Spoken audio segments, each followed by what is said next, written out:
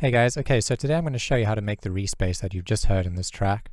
I'm also going to show you the main problem with making it this way, and probably the main problem with the way most people are making them.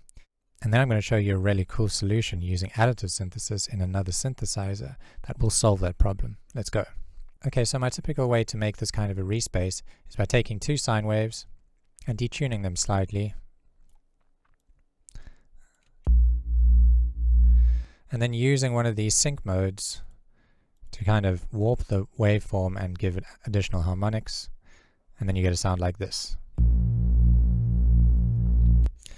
But the main problem with that is if we have a look at EQ8 here at our subharmonic, you can see how it's going up and down in volume, and that's because the two waveforms are detuning and phasing. They're going in and out of phase, and that's causing the volume to go up and down. So how I would have typically solved that is by having a second channel over here with the same MIDI on it, the same patch, and all I've done is turned off the second oscillator and brought the fine tuning back to 0.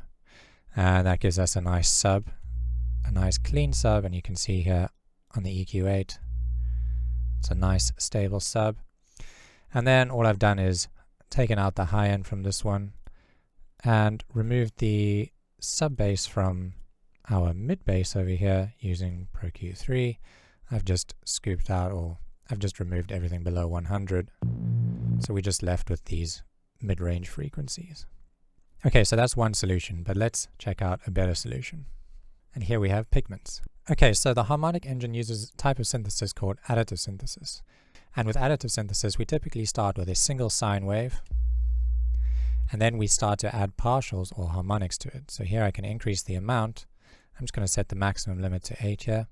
I can increase the amount to 2, or 3, or 4, and so on and so forth. But here I want to only use 3 harmonics.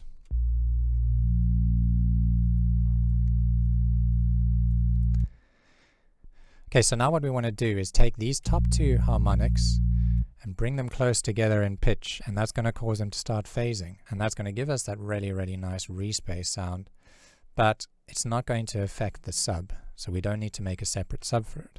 And how we do that is we go down to this partial modulation mode called cluster, and cluster allows us to pull those partials together.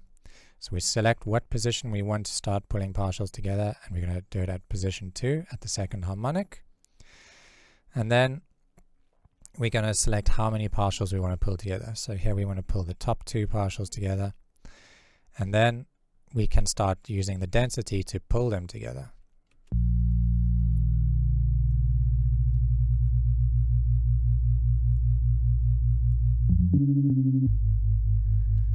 And now we start getting that really nice phasey Reese bass. But if we have a look at the sub, it's only the upper harmonics that are phasing and not the sub. Okay, I hope you enjoyed that one, and I'll see you in the next video.